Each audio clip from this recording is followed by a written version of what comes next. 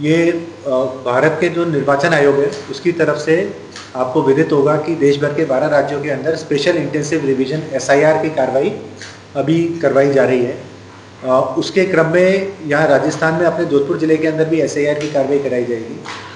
SIR की कार्रवाई में अभी अपनी जो मतदाता सूची है उसमें लेटेस्ट अपने 23,01,352 मतदाता हैं और ये जो मतदाता हैं इन 23,01,352 मतदाताओं के ऊपर इनकी पूरी मैपिंग होगी और इनके जो लास्ट अपना एसआईआर हुआ था उस इलेक्टोरल रोल से इनकी मैपिंग की जाएगी। जो इलेक्शन कमीशन की तरफ से विस्तृत प्रोग्राम आया है उस प्रोग्राम में है कि 28 अक्टूबर से लेके 3 नवंबर तक जो फॉर्म है, इसके इनमरेशन फॉर्म जो होते हैं उसकी प्रिंटिंग होगी। जो बीएलओज हैं, बीएलएज हैं, इन सब की ट्रेनिंग होगी। विभिन्न जो लोग इसके अंदर गतिविधियों के अंदर इन्वॉल्व रहेंगे उन सब की ट्रेनिंग होगी।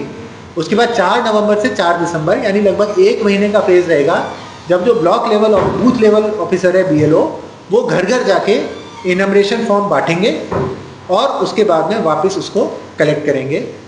ध्यान देने वाली बात ये विशेष रूप से कि इस बार जैसे बिहार के अंदर जो एसआईआर हुआ था उससे काफ़ी बदलाव किए गए। ये जो इनमरेशन फेज होगा 1 महीने का 4 नवंबर से 4 दिसंबर तक, उसमें सिर्फ ये इनमरेशन फॉर्म बांटे जाएंगे और मतदाता से वापस साइन करके उसकी इंफॉर्मेशन भरा के कलेक्ट किए जाएंगे। कोई डॉक्यूमेंट कलेक्ट नहीं किया जाएगा। उसके बाद में 9 दिसंबर को जो ड्राफ्ट इलेक्टोरल रोल है, जिसके भी फॉर्म वापस आ जाते हैं उसका नाम ड्राफ्ट इलेक्टोरल रोल के अंदर जोड़ा जाएगा। फिर 9 और वो ड्राफ्ट इलेक्टोरल रोल 9 दिसंबर को पब्लिश होगा। फिर 9 दिसंबर से लेके 8 जनवरी 2026 यानी लगभग 1 महीने का पीरियड रहेगा, क्लेम एंड ऑब्जेक्शन पीरियड रहेगा कि इस ड्राफ्ट रोल के ऊपर किसी को कोई दावे आपत्ति करने हो तो कर सकते हैं। सिमिलरली पैरेलली 9 दिसंबर से लेके 31 जनवरी 26 तक नोटिस फेज रहेगा।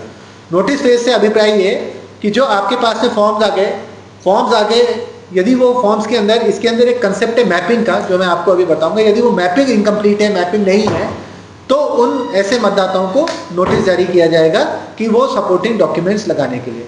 एंड फिर सारे ये जो दावे आपत्ति है नोटिस इनका निस्तारण करते हुए 7 फरवरी 2026 को फाइनल इलेक्टोरल रोल पब्लिश किया जाएगा। अब इसके अंदर जैसे मैंने आपको बताया बिहार से कई सारे बदलाव हैं।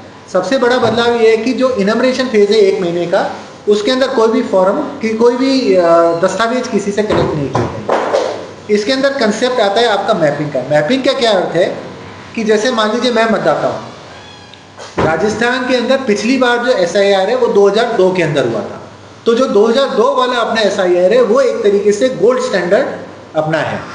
अब मान लीजिए मैं यहाँ पर आज की तारीख में मतदाता हूँ, सबसे पहले कोशिश की जाएगी कि मेरा नाम जो है 2002 वाली जो एसआईआर वाली मतदाता सूची है उसके अंदर ढूंढा जाए।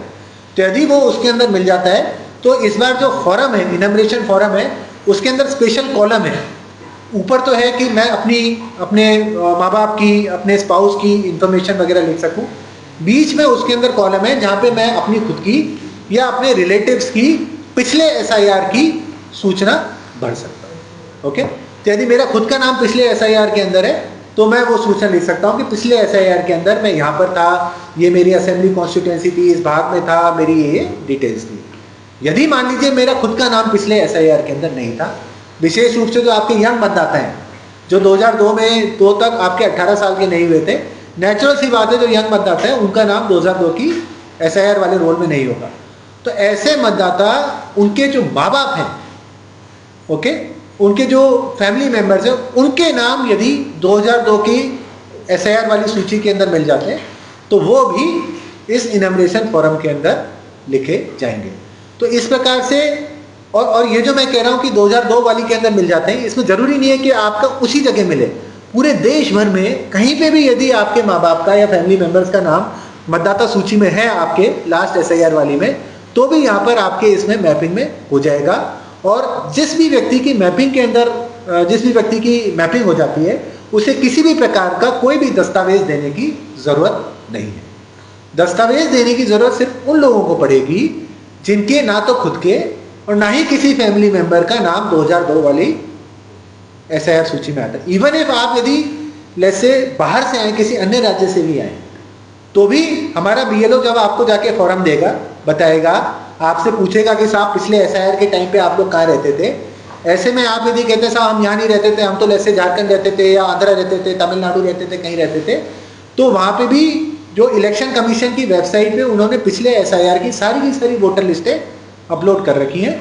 वहाँ से जाके बीएलओ आराम से आपका नाम, आपके या आपके माता पिता का किसी का नाम वहाँ पे जाके ढूंढ सकते हैं बेस्ड ऑन इन्फॉर्मेशन जो आप देंगे, और फिर उसकी मैपिंग कर सकते हैं। जितने भी बीएलओज हैं इनके आइडेंटिफिकेशन के लिए सभी बीएलओज को हमने बीएलओ आईडी कार्ड भी दिए हैं, जिससे जब आप अपनी सूचना दे रहे हो आप सुनिश्चित होकर दे सकें कि आप ऑथेंटिक पर्सन को ही दे रहे हैं। और इसके अलावा जो है, जैसे एक बार बीएलओ आपके घर आके आपको फॉर्म देगा, उसके बाद में फॉर्म कलेक्ट करने के लिए आएगा।